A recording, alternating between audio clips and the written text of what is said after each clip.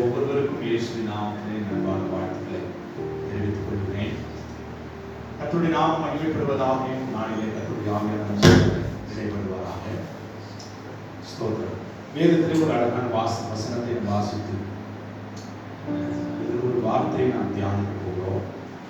அப்போஸ்தலனாகிய பவுல் கொரிந்தியருக்கு எழுதின 2ஆம் நிருபம், 2 கொரிந்தியர் 1ஆம் அதிகாரம் 10ஆம் வசனத்தை வாசிக்கிறேன். 2 கொரிந்தியர் 1ஆம் அதிகாரம் 10ஆம் வசனம். அப்படிப்பட்ட மரணத்தினின்றும் அவர் எங்களை தப்புவித்தார், இப்பொழுதும் தப்புவிக்கிறார், இன்னும் தப்புவிப்பார் என்று அவரை நம்பியிருக்கிறோம். அப்போஸ்தலனாகிய பவுல் கர்த்தரிடத்திலே ஒரு பெரிய நம்பிக்கையை, தான் நம்பியிருக்கிற கர்த்தரை குறித்து தான் நம்பியிருக்கிற ஒரு நம்பிக்கை குறித்து அவர் வெளிப்படுத்துகிறார். என்ன வெளிப்படுத்துகிறார்? எங்களை தப்புவித்தார், இப்பொழுதும் எங்களை தப்புவிக்கிறார், இன்னும் எங்களை தப்புவிப்பார் என்று அவரை நம்பியிருக்கிறோம். அவர் சொல்றாரு, இங்க எங்கள் பலத்துக்கு மிஞ்சின அதிக பாரமான வருத்தம் எங்களுக்கு உண்டாயிற்று. நாங்கள் எங்கள் மேல் நம்பிக்கையாயிராமல் மரித்தோரை எழுப்புகிற தேவன் மேல் நம்பிக்கையாக இருக்கத்தக்கதாக மரணம் வரும் என்று நாங்கள் எங்களுக்குள்ளே நிச்சயித்துள்ளோம். பவுலுடைய வாழ்க்கையில சொல்லுகிறார், மிஞ்சின அதிக பாரம், அதிகமான வருத்தம் எங்களுக்கு உண்டாயிருந்தது. அந்த மிஞ்சின பாரம், மிஞ்சின வருத்தம் எங்களுக்கு உண்டானபடினால் நாங்கள் எங்கள் மேல் நாங்கள் நம்பிக்கை வைக்காமல், நம்பிக்கையாயிராமல் மரித்தோரை உயிரோடு கூட எழுப்புகிற தேவன் மேல் நம்பிக்கையாய் இருக்கத்தக்கதாக மரணம் வரும் என்று நாங்கள் எங்களுக்குள்ளே நிச்சயித்திருந்தோம். அப்படிப்பட்ட மரணத்தில் நின்றும் அவர் எங்களை தப்புவித்தார். அழகான ஒரு வசனம், என்னை தப்புவித்தார். இதுவரைக்கும் எத்தனையோ ஸ்தோத்திரம் மரண பள்ளத்தாக்குகளை நாம் கடந்து போனோம், எத்தனையோ பிரச்சனைகளை கடந்து போனோம், எத்தனையோ போராட்டங்களை கடந்து போனோம். நம்முடைய ஆண்டவர் இயேசு கிறிஸ்து நம்மை தப்புவித்தார். அடுத்து சொல்றாரு, இப்பொழுதும் தப்புவிக்கிறார். இப்பொழுதும் நாம் கடந்து வருகிற பாதைகளிலே, நாம் சந்திக்கிற அந்த மரண வாசல்களிலே, மரண பள்ளத்தாக்குகளிலே கர்த்தர் நம்மை இன்றைக்கும் தப்புவித்துக் கொண்டே இருக்கிறார். அது மாத்திரமல்ல, நாளைக்கும் ஆண்டவர் நம்மை தப்புவிப்பார். 3 காலங்களையும் சொல்லுகிறார். நேற்று என்னை தப்புவித்தார், இன்று என்னை தப்புவிக்கிறார், நாளை என்னை தப்புவிப்பார் என்று அவரை நம்பி இருக்கிறோம். இந்த காலங்களிலே நான் ஒரு வசனத்தை, ஒரு காரியத்தை நான் உங்களோடு பேசும்படி விரும்புகிறேன். சொல்லுகிறார், தப்புவித்தார், தப்புவிக்கிறார், தப்புவிப்பார். அந்த வசனத்தை தான் உங்களோடு நான் பேச போகிறேன். தப்புவித்தார். நல்ல ஆண்டவர் நம்மை தப்புவித்தார். நேற்றைய தினம் ஆண்டவர் நம்முடைய வாழ்க்கையில் வந்த எல்லா போராட்டங்களிலும் தப்புவித்தார். இப்பொழுதும் அவரை ஆராதிக்கிற, அவரை தொழுது கொள்கிற தேவ ஜனங்களாகிய நம்மை தப்புவிக்கிறார். இந்த தேவன் நேற்று மட்டுமல்ல, இன்று மட்டுமல்ல, அவர் நாளைக்கு நம்மை தப்புவிக்கிற தேவனாக இருக்கிறார். இதுதான் வேதம் சொல்லுகிறது. இயேசு கிறிஸ்து நேற்றும் இன்றும் என்றும் மாறாதவராய் இருக்கிறார் என்று சொல்லுகிறது. அவர் இந்த உலகத்தில் வாழ்ந்த போது என்னென்ன அற்புதங்களை எல்லாம் நம்மை தேடி வந்த ஜனங்களுக்கு செய்தாரோ, அதே அற்புதங்களை இன்றைக்கும் செய்வதற்கு அவர் உண்மை உள்ளவராய் இருக்கிறார். அவர் தன்னுடைய வாக்குத்தத்தத்திலே, தன்னுடைய வார்த்தையிலே அவர் பொய் சொல்லுகிறவர் அல்ல, அவர் மனமாற மனுபுத்திரன் அல்ல என்று வேதத்திலே நாம் வாசிக்கிறோம். இன்றைக்கும் அவர் நம்மை தப்புவிக்கிறவராய், இன்றைக்கும் நம்மை தப்புவித்தவராய், இன்றைக்கும் நம்மை வாழ்க்கையில இனிமேலும் தப்புவிக்கிறவராய் நம்முடைய வாழ்க்கையில கர்த்தர் இருக்கிறார். அவர் நம்மை தப்புவிக்கிற ஆண்டவர். வேதத்திலே பல நாமங்கள், பல பெயர்கள் கொடுக்கப்பட்டிருக்கிறது. அதிலே தப்புவிப்பார் என்கிற ஒரு அழகான வார்த்தை தான் இன்றைக்கு நாம் தியானிக்க போகிறோம். அவர் நம்மை தப்புவிக்கிற ஆண்டவர். தப்புவிக்கிறவர் அப்படின்னா, ஏதோ ஒரு காரியத்திலே சிக்குண்டோ அதிலிருந்து ஆண்டவர் நம்மை தூக்கி எடுக்கிறார், இல்லை தப்புவிக்கிறார் என்று எடுத்துக்கொள்ளலாம். ஏதோ ஒரு பிரச்சனைக்குள்ளே நாம் கடந்து போய் கொண்டிருக்கிறோம், ஏதோ ஒரு போராட்டத்துக்குள்ளே கடந்து போய் கொண்டிருக்கிறோம், ஏதோ ஒரு விதமான பலவீனத்திலே கடந்து போய் கொண்டிருக்கிறோம், ஏதோ ஒரு விதமான போராட்டத்துக்குள்ளே கடந்து போய் கொண்டிருக்கிறோம். அங்கு வந்து ஆண்டவர் கிருபையாய் நம்மை தப்புவிக்கிறார். தப்புவிக்கிற ஒரு நல்ல ஆண்டவரை ஆராதிப்பதற்கு ஆண்டவர் கொடுத்த பெரிய ஸ்லாக்கியத்திற்காக கர்த்தரை நான் ஸ்தோத்திரம் பண்ணிக்கிறேன். கர்த்தருடைய மனக்கண்களை எல்லாம் திறந்தார். ஜீவனுள்ள தேவனை அறிந்து கொள்கிற பெரிய ஒரு பாக்கியத்தை கர்த்தர் நமக்கு கொடுத்தார்.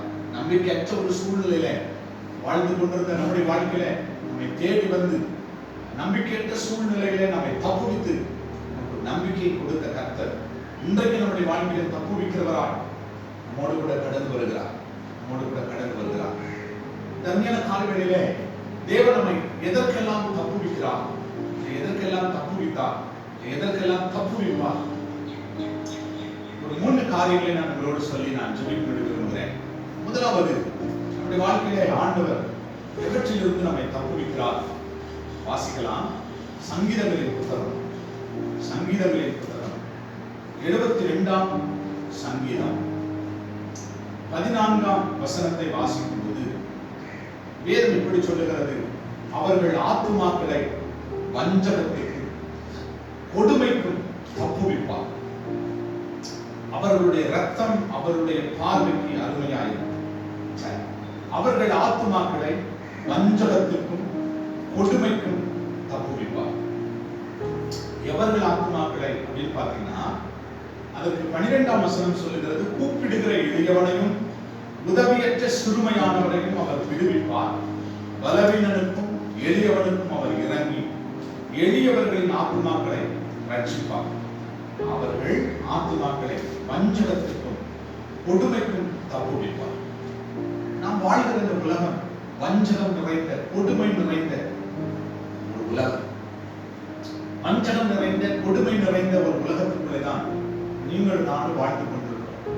ஒவ்வொரு நாளும் அனுதின வாழ்க்கையில நாம் சந்திக்கிற மனிதர்கள் வஞ்சகத்தோடு நடந்து கொள்கிறதை, கொடுமையான காரியங்களை செய்து கொள்கிறதை நாம் ஒவ்வொரு நாளும் சந்தித்துக் கொண்டிருக்கிறோம்.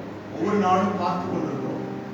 மனிதனுடைய வாழ்க்கையில் நாம் என்னதான் மனிதனுடைய வாழ்க்கையில் நாம் இறங்கி போனாலும் இணங்கி போனாலும் அவர்களுக்கு எந்த விதத்திலே நமக்கு உதவி செய்தாலும் எல்லா மனிதர்களும் வஞ்சகம் நிறைந்தவர்கள். எல்லா மனிதர்களும் எனக்கு அருமையான தேவப்பிள்ளைகளை, கொடுமை நிறைந்த ஒரு உலகம், வஞ்சகம் நிறைந்த ஒரு உலகம். இந்த வஞ்சகம் கொடுமை நிறைந்த உலகத்துல ஆண்டவர் நம்மை தப்புவிக்கிறார். நம்மை தேடி வந்து நம்மை தப்புவித்து நம்மை விடுதலையாக்குகிற கர்த்தர். எனக்கு அருமையான தேவ பிள்ளைகளை, இன்றைக்கு உதவியற்ற ஒரு நிலைமையில, சிறுமையான ஒரு நிலைமையில எங்களை யார் விடுவிக்கக்கூடும்? ஒருவேளை பலவீனத்தின் பள்ளத்தாக்கில உட்கார்ந்து கொண்டு யார் எங்களுக்கு இரக்கம் பாராட்ட முடியும்? யார் எங்கள் வாழ்க்கையில ஸ்தோத்திரம் எங்களை தப்புவிக்க முடியும் என்று வேதனையோடு உட்கார்ந்து கொண்டிருக்கிற கர்த்தருடைய பிள்ளைகளை, உங்களை பார்த்துதான் கர்த்தர் சொல்லுகிறார், வஞ்சகமும்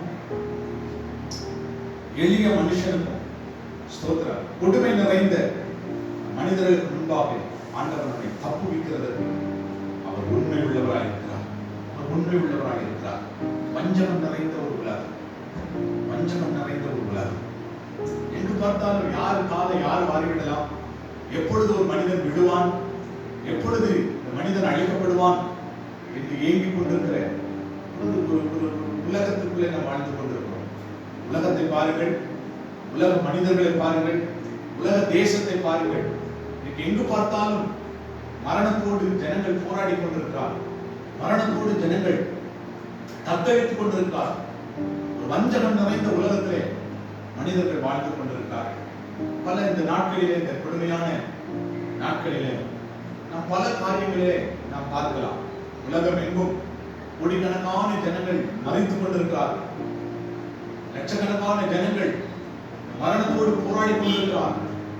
எவ்வளவு பேர் மறித்தார்கள், எவ்வளவு பேருக்கு இந்த வியாதி என்று அரசாங்கம் ஏதோ ஒரு புள்ளி விவரத்தை சொல்லுகிறது. ஆனால் உண்மையாக பாதிக்கப்பட்ட எத்தனையோ ஜனங்கள் உண்டு. எல்லா ஜனங்களும் பாதிக்கப்படுகிறார்கள். எல்லா ஜனங்களுக்கும் மரணம் சம்பவித்துக் கொண்டிருக்கிறது. எல்லா மனிதர்களும் அந்த மரண பள்ளத்தாக்கில ஓடிக்கொண்டிருக்கிறார்கள். ஒரு வீடியோ கிளிப் ஒன்றை பார்த்தேன்.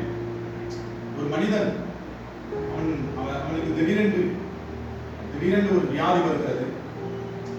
மருத்துவமனையில் போய் பரிசோதிக்கிறான். அவனுக்கு கொரோனா வைரஸ் அவனை பரிசோதித்து கண்டுபிடித்து ஹாஸ்பிட்டல்ல அட்மிட் பண்ணுகிறார். மனிதன் என்ன செய்கிறான்? அந்த ஹாஸ்பிட்டல்ல தங்கி கொள்ளாதபடி அந்த மருத்துவமனையிலிருந்து வெளியே வருகிறான். வெளியே வந்து செய்கிற காரியம் என்னன்னா, ஒரு தெருவில் நடந்து போகிறான். அந்த தெருவில் இருக்கிற ஒவ்வொரு வீடுகளிலும் எச்சியை துப்பிக் கொண்டே போகிறான். ஏன் எச்சி துப்பிக் கொண்டு போகிறான் அப்படின்னா, நான் பலவீனப்பட்டுட்டேன், எனக்கு அந்த பலவீனம் வந்துருச்சு, எனக்கு அந்த சுகவீனம் வந்துருச்சு. நல்லா இருக்கிறவன் நல்லா இருக்கக்கூடாது, அவனுக்கு அந்த வியாதி வரணும், அவனுக்கு அந்த பலவீனம் வரணும், அவனும் அந்த மரணத்துக்குள்ள வரணும், அவனும் இந்த கொரோனா வைரஸ்னாலே தாக்கப்படணும்னு சொல்லிட்டு ஒவ்வொரு வீடு வாசலுக்கு முன்னாடி அவன் எச்சு துப்பிக்கிட்டே போறான். நிறைய காரியங்களை நீங்கள் பார்க்கலாம். உலகத்தில் நடக்கிற பஞ்சகமான உலகத்தில் நடக்கிற காரியங்களை நீங்கள் பார்க்கலாம். ஒரு பெரிய குரூப் கூடுகிறார்கள், ஒரு பெரிய குரூப் கூடி அங்கு ஒரு பெரிய முகாம் நடந்து கொண்டிருக்கிறது. அந்த முகாமில பார்த்தீங்கன்னா, சாப்பிட வருகிற மனிதர்கள் சாப்பாடு தட்டை எடுத்து, பெரிய சாப்பாடு தட்டை அடிக்க வைத்திருக்கிறது. அந்த சாப்பாட்டு தட்டை எடுத்து அதுல அப்படியே சுற்றி வைக்கிறார். அடுத்த இன்னொருத்த சாப்பிட வரப்போறான், அவனுக்கு அந்த வியாதி வரணும். வஞ்சகம் நிறைந்த ஒரு உலகம். இன்னொரு காரியத்தை நான் பார்த்தபோது, ஒரு வியாபாரி பழத்தை விற்கிறார். பழ விற்பனை செய்கிற வியாபாரி இந்த பழத்தை அந்த பெரிய வண்டியில வைத்து பழத்தை விற்று கொண்டிருக்கிறார். பழங்கள் ஒவ்வொரு பழங்களாக எடுத்து அதில் எச்சு துப்பி அந்த பழங்களை வைக்கிறார். வாங்குகிறவர்களுக்கு வியாதி போகட்டும். இது ஒரு வஞ்சகம் நிறைந்த ஒரு உலகம். இன்னொரு ஊர்ல பாத்தீங்கன்னா, ரெண்டு பெண்கள் நம்ம கையில் இருக்கிற பணத்தை எடுத்து அந்த பணத்தை எச்சு துப்பி அந்த பணத்தை வழியில போட்டு போறாங்க. யாரெல்லாம் அந்த பணத்தை எடுக்கிறாங்களோ அவங்களுக்கு அந்த கொரோனா வந்துடணும், இல்ல வியாதி வந்துடணும். இது ஒரு வஞ்சகம் நிறைந்த ஒரு உலகத்துல நீங்களும் நானும் வாழ்ந்து கொண்டிருக்கோம். வேதம் சொல்லுகிறது, அவர்கள் ஆத்துமாக்களை வஞ்சகத்திற்கும் கொடுமைக்கும் தப்புவிப்பார். பிரியமான தேவ பிள்ளைகளே, இந்த காலவேளையிலே நம்மை தப்புவிக்கிற கர்த்தர், எத்தனை வஞ்சகம் இந்த மனிதர்கள் நமக்கு முன்பாக கூடியிருந்தாலும், கொடுமை நிறைந்த ஒரு உலகத்துக்குள்ளே நம்ம கடந்து போனாலும், நீங்களும் நானும் ஆராதிக்கிற கர்த்தர் என்ன செய்வாரா? வஞ்சகத்துக்கும் கொடுமைக்கும் நம்மை தப்புவிப்பார். சில சொல்லுவாங்க, யாரையுமே நம்ப முடியல, இவங்க இந்த காரியத்தை செய்வாங்கன்னு நான் சற்று எதிர்பார்க்கல சொல்லுகிற கர்த்தருடைய பிள்ளைகளே, வேதம் சொல்லுகிறது, மனுஷனை நம்புவதற்கு அவன் எம்மாத்திரம், நாசிலே சுவாசமுள்ள மனிதனை நம்புவதற்கு அவன் எம்மாத்திரம். நேற்று ஒரு வார்த்தை பேசுவார்கள், இன்றைக்கு ஒரு வார்த்தை பேசுவார்கள். அவர்கள் தான் மனிதர்கள். ஒரு வஞ்சகத்தை உள்ளே வைத்துக் கொண்டுதான் பேசுவார்கள். வேதத்துல வாசிக்கும் போது காயின் ஆபேல் ரெண்டு பேரும் பலி செலுத்தும்படி வருகிறார்கள். ரெண்டு பேரும் பலி செலுத்துகிறார். ஆபேலுடைய காணிக்கை கர்த்தர் அங்கீகரிக்கிறார், காயினுடைய காணிக்கை கர்த்தர் அங்கீகரிக்கவில்லை. காயினுக்கு ஆபேல் மேல ஒரு வஞ்சகம் வந்துவிட்டது. ஒரு வஞ்சகமாய் அவனை அழைத்துக் கொண்டு போய் அவனை கொலை செய்து விடுகிறான். கருமையான தேவ பிள்ளைகளே, உலகம் வஞ்சகம் நிறைந்த உலகம், கொடுமை நிறைந்த ஒரு உலகம். சில சொல்றாங்க, எவ்வளவு கொடுமை நடக்குது பாருங்க. ஏன்னா கொடுமை நிறைந்த உலகம். ஒருத்தர் உதவி செய்ய முடியாத ஒரு சூழ்நிலை, ஒருத்தருடைய மரணத்தை இன்னொருத்தர் உதவி செய்ய முடியாத ஒரு நிலைமைக்குள்ள தள்ளப்பட்டிருக்கிறோம். கொரோனா வியாதினாலே பாதிக்கப்பட்டு மறிக்கிற ஒரு மனிதனை அவனுடைய குடும்பம், பெற்றோர், அவனுடைய பிள்ளைகள், அவனுடைய மனைவி, அவனுடைய முகத்தை பார்க்க முடியாது. கடைசி வரைக்கும் அவனை கொண்டு போய் பாசமாய் அடக்கம் செய்ய முடியாது. யாரோ ஒரு மனிதன் தூக்கி கொண்டு போய் அந்த பிணத்தை என்ன செய்யறானே தெரியாது. அப்படிப்பட்ட கொடுமை நிறைந்த உலகத்தில் வாழ்ந்து கொண்டிருக்கிறோம். பிரியமான தேவ பிள்ளைகளே, காலவேளையிலே தேவ சமூகத்தில் வந்திருக்கிற உங்களுக்கு கர்த்தர் சொல்லுகிறார், எத்தனை வஞ்சகம் நிறைந்த கொடுமை நிறைந்த மனிதர்கள் நம்மை சூழ்ந்திருந்தாலும் அவர்களுடைய கண்ணிலே, அவர்களுடைய காரியத்திலே, அவர்கள் செய்கிற அந்த காரியத்திலே நாம் சிக்கிக்கொள்ளாதபடி கர்த்தர் நம்மை தப்புவிக்கிறார். கருமையான தேவ பிள்ளைகளே, தேவ சமூகத்தில் முழங்கால் படியிடுங்க. ஆண்டவரே, இந்த வஞ்சகம் நிறைந்த உலகத்திலிருந்து என்னை தப்புவித்துக் கொள்ள எனக்கு கர்த்தாவே உதவி செய்யும். எல்லாரும் நம்முடைய அன்றாட தேவைக்கு காய்கறிகளை வாங்குகிறோம், அன்றாட தேவைகளுக்கு மளிகை பொருட்களை வாங்குகிறோம். எல்லா மனுஷர்களும் இப்படி செய்வாங்கன்னு சொல்ல முடியாது. ஆனா ஒரு சில குறிப்பிட்ட வஞ்சகர்கள் இப்படி இருக்கிறார்கள். கர்த்தருடைய கிருபை நம்மை தப்புவிக்கிறது, கர்த்தருடைய கிருபை நம்மை பாதுகாக்கிறது, கர்த்தருடைய கிருபை நம்மை வழிநடத்துகிறது. நல்ல சாப்பிடாத இருக்கக்கூடாது, பொருள் வாங்கி வந்து நல்ல ஜெபம் பண்ணி ஸ்தோத்திரம் பண்ணி ஜெபம் பண்ணி ஸ்தோத்திரம் அதை சுத்திகரித்து அதை நீங்கள் பயன்படுத்துவதற்கு நீங்கள் முயற்சி பண்ணுங்கள். கர்த்தருடைய ஸ்தோத்திரம், கர்த்தருடைய ஆவியானவர் நம்மை ஸ்தோத்திரம் பாதுகாப்பார். இயேசுவின் ரத்தம் நம்மை பாதுகாக்கும். ஸ்தோத்திரம் வேதம் அழகாக சொல்லுகிறது, அவர் நம்மை தப்புவிக்கிற ஆண்டவர், தப்புவிக்கிற ஆண்டவர். வஞ்சக உலகத்திற்கு கொடுமை நிறைந்த மனிதர்களுக்கு முன்பாக ஆண்டவர் அழகாக நம்மை தப்புவிப்பார், அழகாக நம்மை தப்புவிப்பார். பிரியமான தேவ பிள்ளைகளே, காலங்களிலே கர்த்தர் நம்மோடு கூட பேசுவார். ஆண்டவரே, எங்களை தப்புவிக்கணும், ஆண்டவரே எங்களை தப்புவிக்கணும். நீங்க செய்ய வேண்டிய ஒரே ஒரு காரியம் என்னன்னா, தேவனை நோக்கி கூப்பிடணும். இந்த நாட்களில் நீங்கள் நிர்விசாரமா இருந்து விடக்கூடாது. கர்த்தர் வஞ்சகம் நிறைந்த ஒரு கொடுமை நிறைந்த உலகத்துல ஆண்டவர் உங்களை தப்புவிக்க வேண்டுமானால் நீங்கள் செய்ய வேண்டிய காரியம் கர்த்தரை நோக்கி கூப்பிடணும். அதிகாலையிலே கர்த்தரை நோக்கி கூப்பிடுங்க. ஆமா, வேதம் அப்படிதான் சொல்லுகிறது, என்னை நோக்கி கூப்பிடு, அப்பொழுது உனக்கு அறியாதது உனக்கு எட்டாததுமான பெரிய காரியங்களை நான் உனக்கு அறிவிப்பேன் என்று கர்த்தர் சொல்லுகிறார். நீங்கள் ஆண்டவரை கூப்பிட வேண்டும். ஸ்தோத்திரம். கூப்பிடுகிற எளியவனையும் உதவியற்ற சிறுமையானவனையும் அவர் விடுவிக்கிறார். உதவியற்ற ஒரு நிலைமையில அநேகர் உட்கார்ந்து இருக்கலாம். உதவியற்ற ஒரு நிலைமை சூழ்நிலையை பார்த்தா என்ன செய்யறதுனே தெரியாம உட்கார்ந்து இருக்கலாம். நீங்கள் இந்த நாட்களில் செய்ய வேண்டிய காரியம் கர்த்தரை நோக்கி கூப்பிட வேண்டும். ஒருவேளை பலவீனமா இருக்கலாம், ஒருவேளை கைவிடப்பட்ட நிலைமையில இருக்கலாம், ஒருவேளை சிறுமைப்படுத்தப்பட்ட நிலைமையில இருக்கலாம், ஒருவேளை அடுத்த வேலை ஆதாரத்துக்கு இல்லாம உட்கார்ந்து இருக்கலாம், ஒருவேளை அடுத்த வேலை என்ன செய்வது என்று புலம்பிக் கொண்டிருக்கலாம். கர்த்தர் உங்களுக்கு சொல்லுகிற காரியம், நீங்க செய்ய வேண்டிய ஒரே ஒரு காரியம் கர்த்தரை நோக்கி கூப்பிடுறது. ஆண்டவரே, நீர் எனக்கு ஒத்தாசை அனுப்புங்கப்பா. வேதம் சொல்லுகிறது, வானத்தை பூமி உண்டாக்கின கர்த்தரிடத்திலிருந்து எனக்கு ஒத்தாசை வந்தது, எனக்கு ஒத்தாசை வந்தது.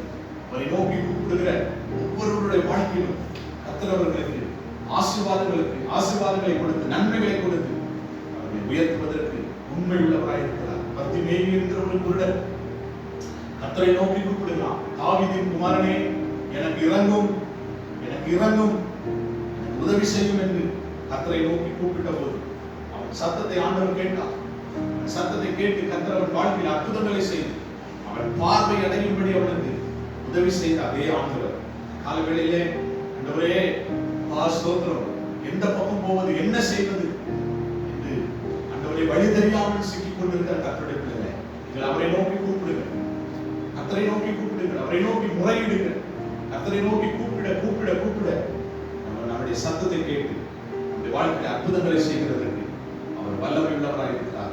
வனாந்தரத்தில் அலைந்து திரிந்து கொண்டிருந்த ஆகார் தன் பிள்ளை மரித்துக் கொண்டிருக்கிறான். தண்ணீரற்ற ஒரு நிலைமையில அவள் என்ன செய்வது என்று தெரியவில்லை.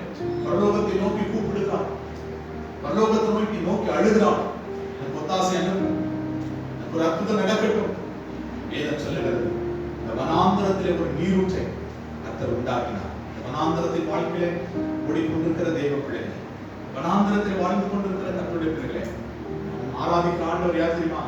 வனாந்தரத்திலே வழிகையும் அவாந்தர வெளியிலே ஆறுகளை உண்டாக்குகிற கர்த்தர். அவர் நிச்சயமாக வனாந்தரத்தின் பாதையில கூப்பிடுகிற எளியவனை, உதவியற்ற சிறுமையானவனை விடுவிக்கிறது மட்டுமல்லாமல் பலவீனனுக்கும் எளியவனுக்கும் அவர் இறங்குகிறார், அவர்களை ரட்சிக்கிறார். ஆத்துமாக்களை வஞ்சகத்துக்கும் கொடுமைக்கும் தப்புவிக்கிறார். இந்த நாட்களிலே நீங்கள் அதிகமாய் கர்த்தரை நோக்கி கூப்பிடுங்கள், கர்த்தரை நோக்கி முறையிடுங்கள், கர்த்தரை நோக்கி ஜெபம் பண்ணுங்கள்.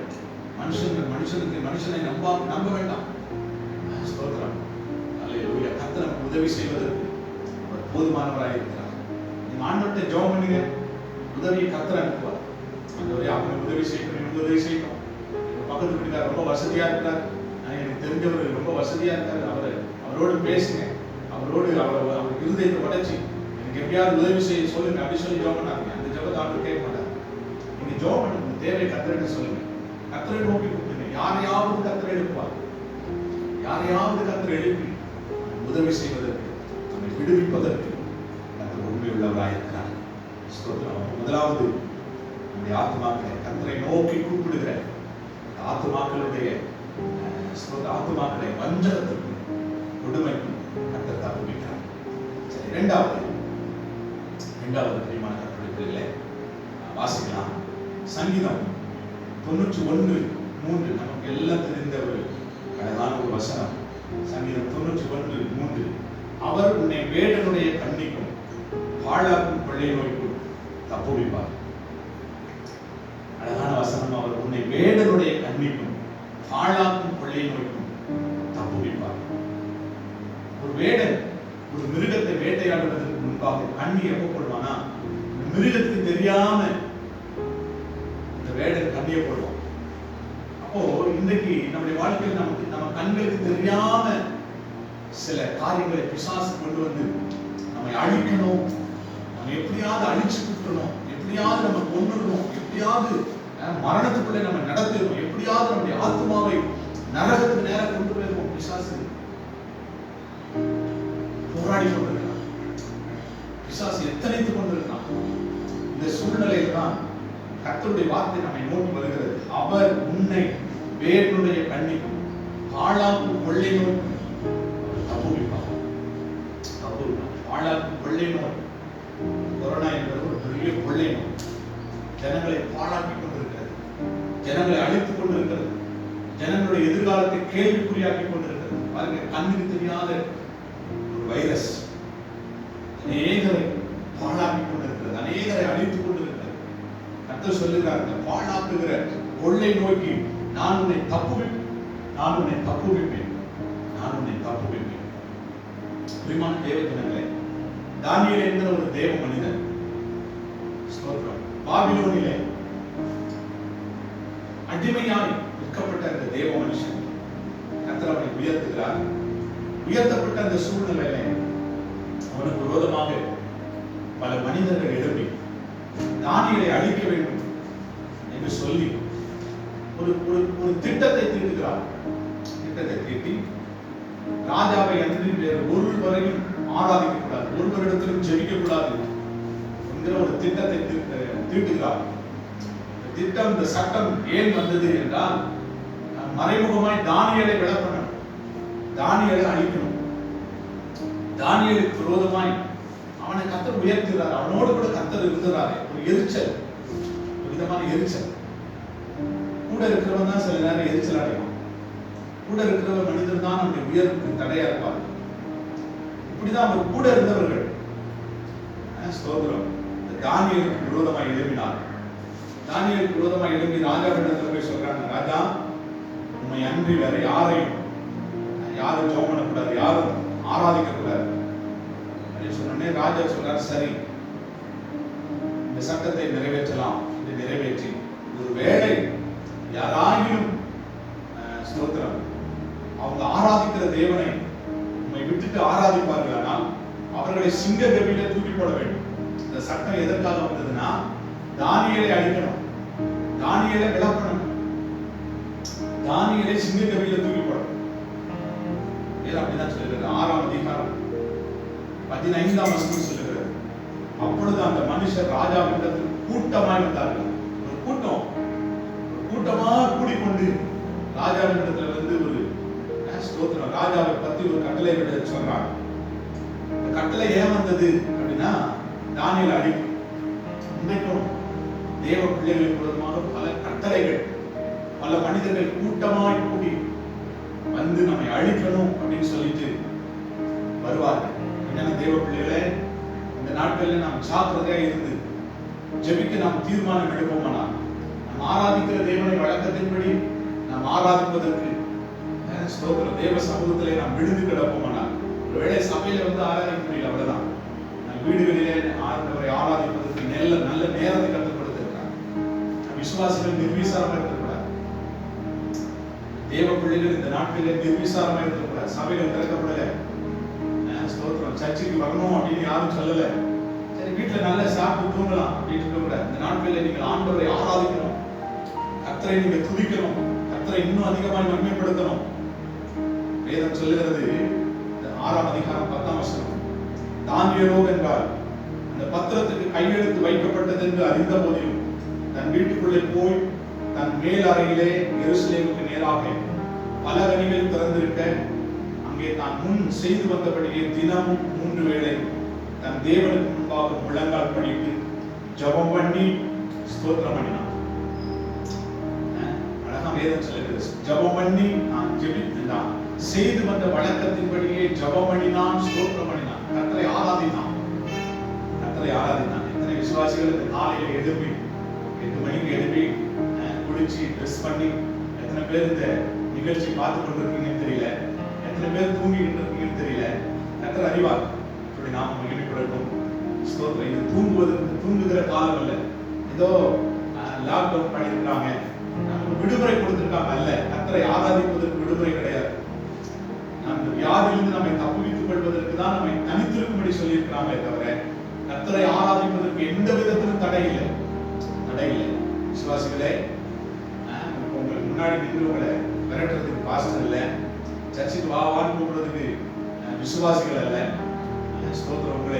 உங்களை சர்ச்சுக்கு உங்களை முந்தி தள்ளுவதற்கு எந்த மனிதர்களும் அல்ல. சில நேரம் சொல்லுவோம், எங்க வீட்டுக்காரர் ரொம்ப என்ன கட்டாயப்படுத்தி சர்ச்சுக்கு கூட்டிட்டு போறாரு. சந்தோஷமா இப்படிப்பட்ட மனைவிகள் இருக்கலாம்.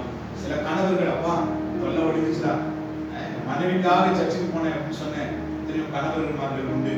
இங்க அருமையான கர்த்தருடைய பிள்ளைகளே, நீங்க நிர்விசாரமா இருக்கக்கூடாது. நாட்களில் நீங்க இன்னும் அதிகமாய் கர்த்தரை ஸ்தோத்திரம் பண்ணணும், இன்னும் அதிகமாய் கர்த்தரை ஆராதிக்கணும், இன்னும் அதிகமாய் கர்த்தருடைய நாமத்தை மகிமைப்படுத்தணும்.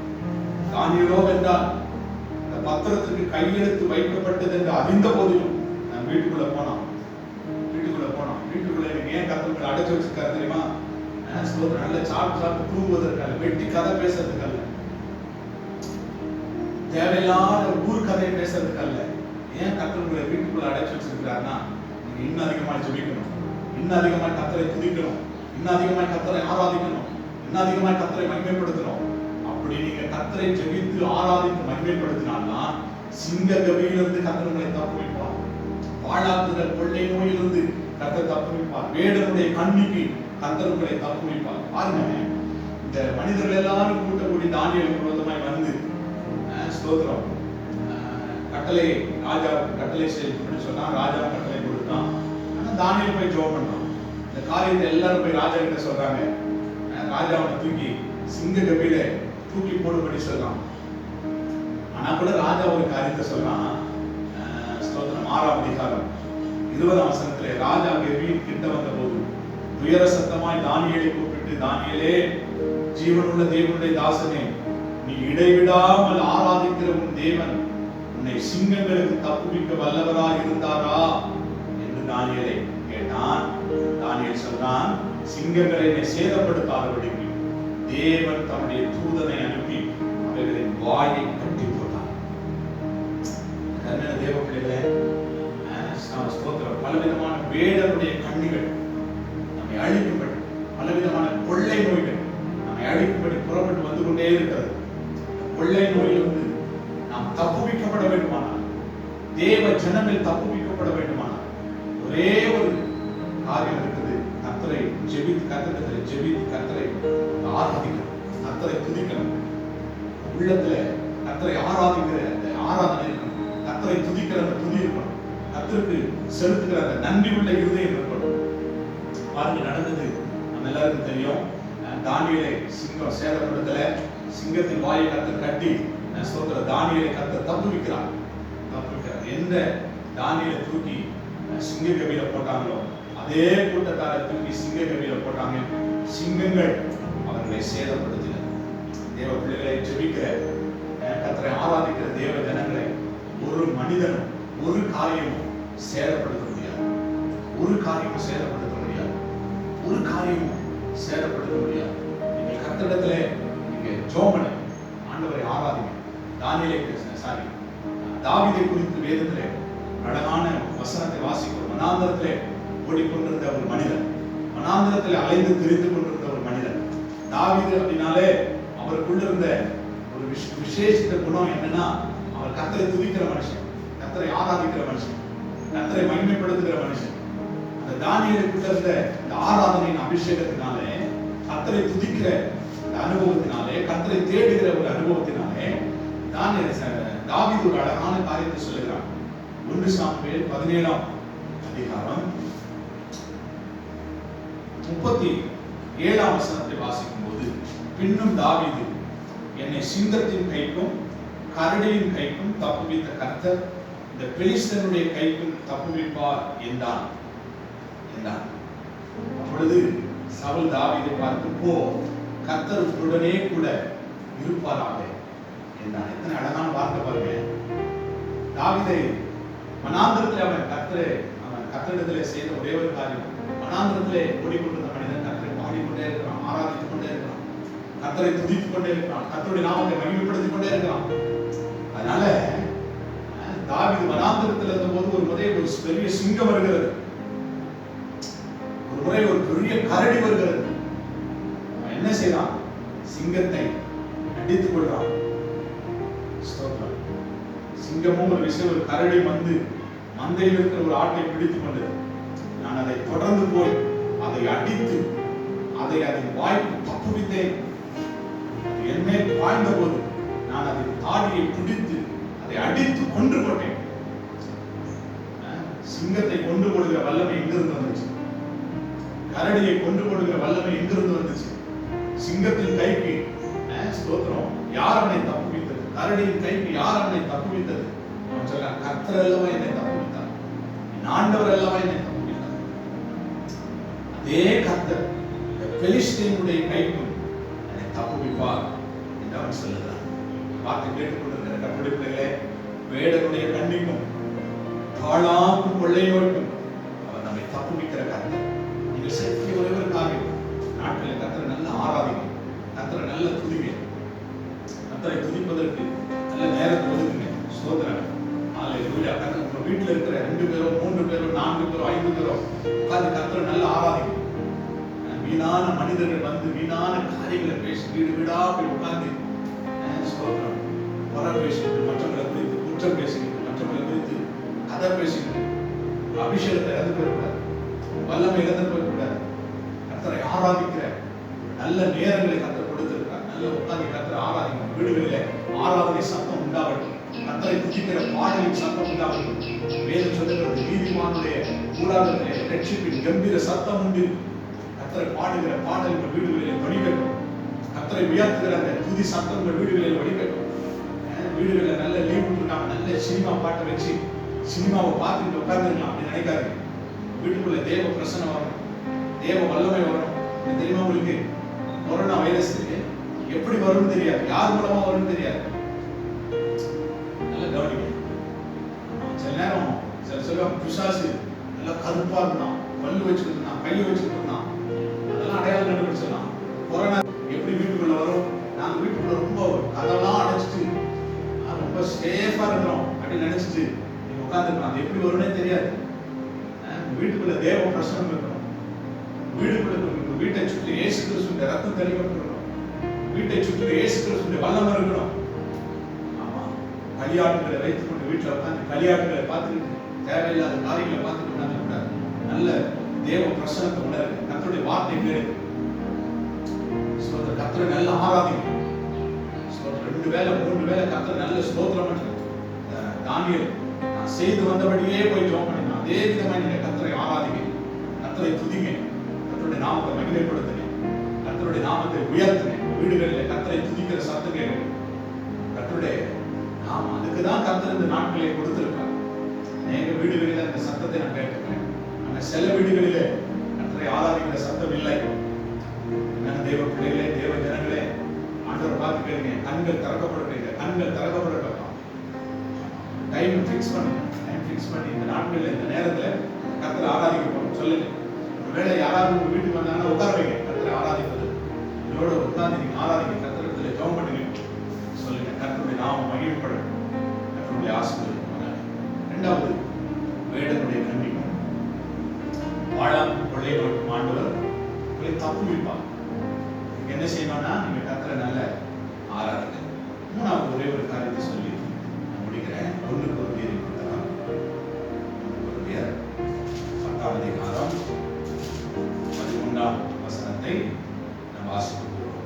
மனுஷருக்கு நேரிடுகிற சோதனையை அல்லாமல் வேறு சோதனை நேரிடவில்லை.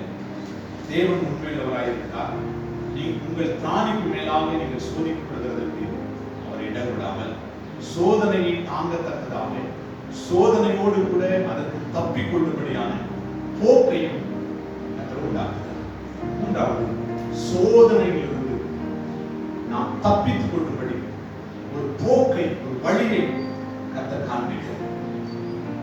பெரிய தேவ ஜனங்களே, ஒரு சோதனை நிறைந்த ஒரு உலகத்துக்குள்ளே வாழ்ந்து கொண்டிருக்கிறோம். எங்கு பார்த்தாலும் நம்முடைய ஆத்மாவை சோதிக்கிற பல காரியங்கள், நம்முடைய ஆவியை சோதிக்கிற பல காரியங்கள், நம்முடைய சரீரத்தை சோதிக்கிற பல காரியங்கள்.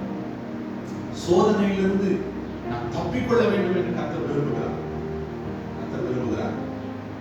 இதான் அந்த ஸ்தோத்திர பவுல் நிருபத்தை எழுதும்போதுதான் நாம் முதலாவது இந்த வசனத்தை வாசித்தோம். 8ஆம் வசனத்தில் 2 கொரிந்தியர் 1ஆம் அதிகாரம் 7ஆம் வசனத்தில் வாசிக்கிறோம். நீங்கள் எங்களோடு கூட பாடுபடுகிறது போல எங்களோடு கூட ஆறுதல் அடைகிறீர்கள் என்று நாங்கள் அறிந்து உங்களை குறித்து உறுதியான நம்பிக்கையுள்ளவர்களாக இருக்கிறோம். ஆகையால் சகோதரரே, ஆசியாவில் எங்களுக்கு நேரிட்ட உபத்திரவத்தை நீங்கள் அறியாதிருக்க எங்களுக்கு மனதில் என்னவெனில் பிழைப்போம் என்கிற நம்பிக்கை அற்று போகத்தக்கதாக எங்கள் பலத்திற்கு மிஞ்சின அதிக பாரமான வருத்தம் எங்களுக்கு உண்டாயிற்று. ஒரு பெரிய சோதனை, ஒரு பெரிய போராட்டம், பெரிய பாரம், அதிக பாரம், அதாவது சொல்றாரு மிஞ்சின பாரம். மிஞ்சின பாரம். ஆண்டவனுடைய வாழ்க்கையில் மிஞ்சின பாரத்தை யாருக்குமே கொடுக்கல.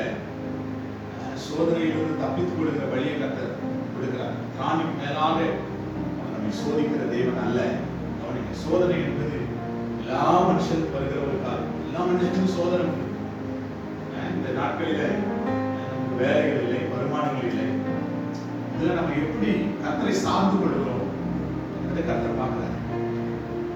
இதுல யாருக்கு நம்ம அதிகம் முக்கியத்துவம் கொடுக்கிறோம் கர்த்தர் பார்க்கிறார். இந்த நாட்களில் கர்த்தரை எந்த அளவுக்கு நம்ம தேடுகிறோம் என்பதை கர்த்தர் பார்க்கிறார்.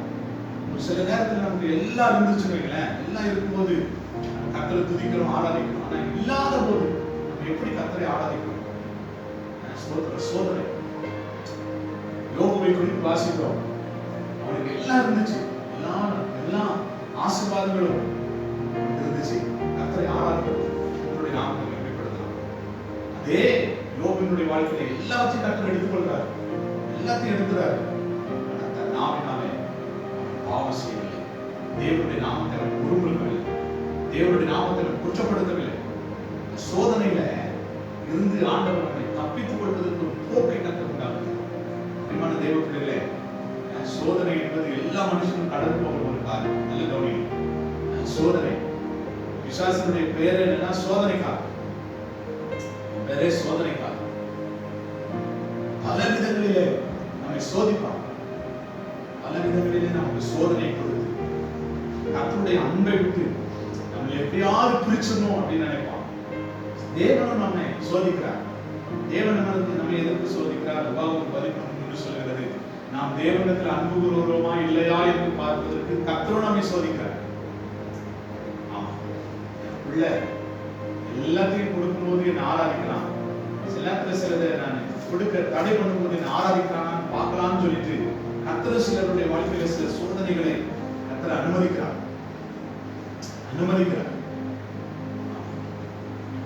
தேவ கர்த்தர் நல்லவர், கர்த்தருடைய நாமம் மகிமைப்படட்டும்.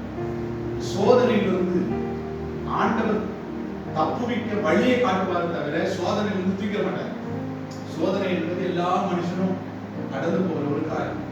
சோதனை எனக்கு வேண்டாம், டெஸ்ட் எனக்கு வேண்டாம் அப்படின்னு சொல்லி எந்த மனுஷனும் சொல்ல முடியாது. எல்லா மனுஷனுக்கும் சோதனை உண்டு, எல்லா மனுஷனுக்கும் டெஸ்ட் உண்டு.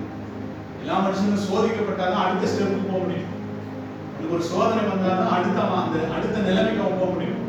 ஒவ்வொரு மனுஷனுடைய வாழ்க்கையில ஒரு சோதனைகள் வரும்போது அவன் அடுத்த நிலைமைக்கு முன்னேற முடியும். சோதனையே எங்களுக்கு வேண்டாம் இயேசப்பா அப்படின்னா அடுத்த நிலைமைக்கு முன்னேற முடியாது, அப்படியே தான் உட்கார்ந்துருக்கும்.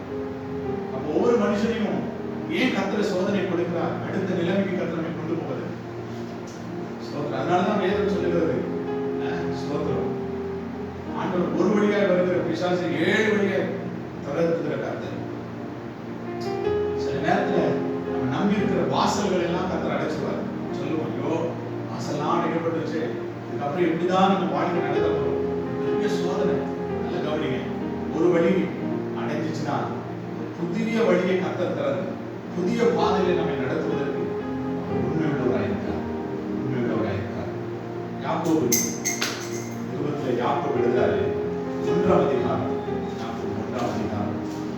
12ஆம் வசனத்தை வாசிக்கும் போது, சோதனையை சகிக்கிற மனுஷன் பாக்கியவான், அவன் உத்தமன் என்று விளங்கின பின்பு கர்த்தர் தம்மிடத்தில் அன்பு கூறுகிறவர்களுக்கு வாக்குத்தத்தம் பண்ணின ஜீவனிடத்தில் தருவான். சோதிக்கப்படுகிற எவனும் நான் தேவனால் சோதிக்கப்படுகிறேன் என்று சொல்லாதிருப்பானாக. தேவன் பொல்லாங்கினால் சோதிக்கப்படுகிறவர் அல்ல, ஒருவனையும் அவர் சோதிக்கிறவரும் அல்ல. அவனவன் தன் தன் சுய இச்சையினால் இழுக்கப்பட்டு சிக்குண்டு சோதிக்கப்படுகிறான். பின்பு இச்சையானது கர்ப்பம் தரித்து பாவத்தை பிறப்பிக்கும், பாவம் பூரணமாகும் போது மரணத்தை பிறப்பிக்கும். பிரியமான சகோதரரே, மோசம் போகாது, மோசம் போகாது. கர்த்தர் சோதிக்கிறார் என்று சொன்னேன். எதற்கு கர்த்தர் சோதிக்கிறார்? நாம் கர்த்தரிடத்தில் அன்பு கூறுகிறோமா இல்லையா என்று. அதற்கு தான் கர்த்தர் சோதிக்கிறார். அடுத்த நிலைமைக்கு கொண்டு போவதற்கு தான் கர்த்தர் நம்மை சோதிக்கிறார். மற்றபடி சுய இச்சையினால் இழுக்கப்பட்டு பாவத்தினால் இழுக்கப்பட்டு ஆண்டவர்களை சோதிக்கிறார், ஆண்டவர்களை சோதிக்கிறார், ஆண்டவர்களை சோதிக்கிறார் அப்படி சொல்றார். கர்த்தர் ஒருவனையும் பொல்லாமினால் அவர் சோதிக்கிறவர் அல்ல. பொல்லாமினால் கர்த்தர் ஒரு மனிதனை சோதிக்க மாட்டார். சோதனையில சிக்குண்டு இருக்கிற கர்த்தருடைய பிள்ளைகளே, ஏன் தான் எங்களுக்கு சோதனை? ஏன் சோதனை? கர்த்தருடைய வார்த்தை கீழ்ப்படியல. தேவையில்லாத இடத்துல உட்கார்ந்துட்டு, தேவையில்லாத காரியத்தை சிந்தித்து பண்ணி, தேவையில்லாத நிலைமையில உட்கார்ந்துட்டு எங்களுக்கு ரொம்ப சோதனை பண்ணுது, எங்களுக்கு ரொம்ப சோதனை பண்ணுது. என்னைக்காவது உட்கார்ந்து வேத வசனத்தை வாசித்து இந்த காரியத்தில் நாங்கள் என்ன ஆண்டவர் முடிவெடுக்கணும்? ஆண்டவர்கிட்ட கேட்டிருக்குமா? கேட்டது. பணம் இருக்குது, தனக்கு செல்வாக்கு இருக்கிறது, தனக்கு வசதி இருக்கு, எல்லாத்தையும் இருக்குன்னு சொல்லிட்டு உட்காந்துட்டு கண் போன போக்கில் வாழ்ந்துட்டு அப்புறம் சோதனை சோதனை சோதனை. ஏன் சோதனை வராது? கர்த்தர்கிட்ட கேட்கணும். வேத வசனம் என்ன சொல்லுது? வேத வசனம் என்ன சொல்லுது? கர்த்தருடைய வசனத்தை ஒரு மனுஷன் சோதனையிலிருந்து தப்பித்துக் கொள்ளுகிற ஒரு வழியை கர்த்தர் வேத வசனத்தை எழுதி வச்சிருக்காரு. வேத வசனத்தை வாசிக்க, வேத வசனத்தை வாசிக்க வாசிக்க வாசிக்க சோதனையிலிருந்து தப்பித்துக் கொள்ளுகிற வழியை கர்த்தர் உங்களுக்கு காண்பிக்க, உங்களுக்கு உதவி செய்ய உண்மையுள்ளவராக இருக்கிறார். சோதனைக்கு தப்பித்துக் கொள்ளுகிற வழியை, ஒரு போக்கை கர்த்தர் உண்டாக்குகிறார். வார்த்தை கேட்டுக் கொண்டிருக்கிற கர்த்தருடைய பிள்ளைகளே, நோயின் வாழ்க்கையில் பல சோதனை, பல சோதனையில போயிட்டு இருக்கோம். உட்கார்ந்து யோசித்துருக்கீங்களா? ஆண்டவர்கிட்ட கேளுங்க, ஆண்டவரே சோதனையிலிருந்து நான் தப்பித்துக் கொள்ள உங்களுக்கு ஒரு வழி காண்பிக்க, ஆண்டவரே உங்களுக்கு ஒரு போக்கை உருவாக்கணுமா? உங்க வாழ்க்கையில் ஒரு அற்புதம் நடக்கட்டும் ஆண்டவரே, உங்க வாழ்க்கையில் ஒரு அதிசயம் நடக்கட்டுமா? உட்கார்ந்து தேவ சொல்லுங்க, வேதத்தை வாசிங்க, வேதத்தை தியானம் பண்ணுங்க. வேதத்தை தியானம் பண்ண தியானம் பண்ண தியானம் பண்ண வேத வசனத்திலிருந்து கர்த்தருடைய ஆவியானவர் உங்களோடு பேசும், உங்களோடு பேசுவார். அந்த நல்ல வீடுகளில் உட்கார்ந்து இருக்கிற நாட்களில் அதிகமாய் வேதத்தை வாசிக்கும். கலக்கு மாதிரி உட்கார்ந்து பேசிட்டு நல்ல வேத வசனத்தை வாசிக்கணும், பைபிள் எடுக்கணும். நிறைய கிறிஸ்தவன் பேர், ஆனா பைபிள் எடுக்க மாட்டாங்க, கையில் வேதத்தை வாசிக்கவே மாட்டாங்க. நீங்க கிறிஸ்தவன் சொல்றதுக்கு எந்த தகுதியுமே இல்லை. நமக்கு இன்னொரு பெயர் இருக்கு, வேதக்காரன். வேதக்காரன் வேதக்காரனா வேத வசனத்தை வாசிக்கிறவன், வேத வசனத்தை இப்படி வாழ்கிறவன், வேத வசனத்தை தியானிக்கிறவன். சிலர் பார்த்தீங்கன்னா அதெல்லாம் டைலாக் பேசுவாங்க. நாம எதுக்கு பைபிள் படிக்கணும்? பைபிள் படிக்கலாம் தான் நினைக்கிறோம், அதுக்கு தகுதி இல்லை. சிலர் உட்கார்ந்து சொல்லிக்கிறோம், நாங்கள் அதெல்லாம் தகுதி இல்லை பிரதர். இன்னொருத்தர் சொல்றாரு, இல்லை பிரதர் அதெல்லாம் படிக்க நேரம் இல்லை.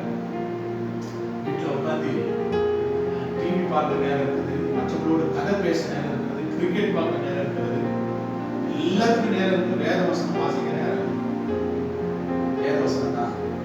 வேத வசனத்தை நீங்க வாசிக்கிறார். சோதனையிலே நீங்க விழுந்து விடாதபடி போக்கை கர்த்தர் அதிலிருந்து கர்த்தர்களை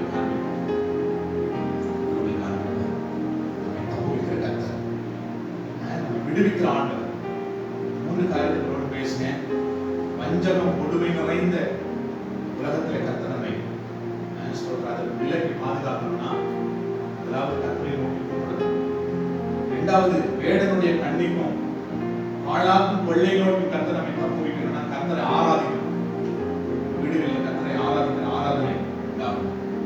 3வது, சோதனைக்கு நம்முடைய குடும்பம் தப்பித்துக் கொள்ள வேண்டுமானால், நாம் தப்பித்துக் கொள்ள வேண்டுமானால், நம்முடைய பிள்ளைகள் தப்பித்துக் கொள்ள வேண்டுமானால் பிள்ளைகளுக்குள்ள வேத வசனம், வேத வசனத்தை வாசிக்க, வேத வசனத்தை தியானிக்க, வேத வசனத்தை நீங்கள் சார்ந்து கொள்ள நேரத்தை ஒதுக்குங்கள். கர்த்தர் உங்களை எல்லா விதத்திலும் தப்புவித்தார், தப்புவிக்க இருக்கிறார், தப்புவிப்பார். நல்ல ஜெபம் பண்ண போறோம். கண்களை மூடி நாம் ஜெபம் பண்ண போறோம். ஸ்தோத்திரம் ஆண்டவரே, இந்த வார்த்தை கேட்டுக்கொண்டிருக்கிற ஒவ்வொரு பிள்ளைகளுக்காக இயேசு நாமத்தில் நம்ம ஜெபம் பண்றோம். இவனே இந்த நாட்களிலே ஒரே ஸ்தோத்திரம் கொடுமையான எங்க பார்த்தாலும் ஒரு மரண பள்ளத்தான் காண்போம். எங்க பார்த்தாலும் மரணங்கள் நடந்து கொண்டிருக்கிறது. தேசங்களிலே மரணங்கள், அந்தவரே வீதிகளிலே மரணங்கள், அந்தவரே அல்லேலூயா மாநிலங்களிலே மரணங்கள், மாவட்டங்களிலே மரணங்கள், மரணம் நிறைந்த சூழ்நிலையிலே அந்தவரே இதுவரைக்கும் தப்புவித்தவர், இன்றைக்கு தப்புவித்துக் கொண்டிருக்கிறவர், இனிமேல் எங்களை தப்புவிக்கிறவர், தப்புவிப்பீர். நாங்களும் ஆண்டவரே எங்களை தப்புவிப்பீர் என்று சொல்லிக்கொண்டு அப்படியே உட்கார்ந்திருக்காதபடி நாங்கள் இன்னும் அதிகமாய் நோக்கி கூப்பிடலாம். இன்னும் அதிகமாய் நாங்கள் ஜெபிக்கணும். இன்னும் அதிகமாய் நாங்கள் ஆராதிக்கணும். இன்னும் அதிகமாய் நாங்கள் ஸ்தோத்திரம் பண்ணணும். இன்னும் அதிகமாய் நாங்கள் முக்கியத்துவம் கொடுக்கணும். மாத்திரமல்ல, இன்னும் அதிகமாய் நாங்கள் வேத வசனத்தை வாசிக்கணும். வேத வசனத்தை நாங்கள் அதிகமாய் தியானிக்கணும். வேத வசனத்துக்கு நாங்கள் அதிக முக்கியத்துவம் கொடுக்கணும். வேத வசனத்தின் வாழ ஒரே எங்களை அர்ப்பணிக்கணும்.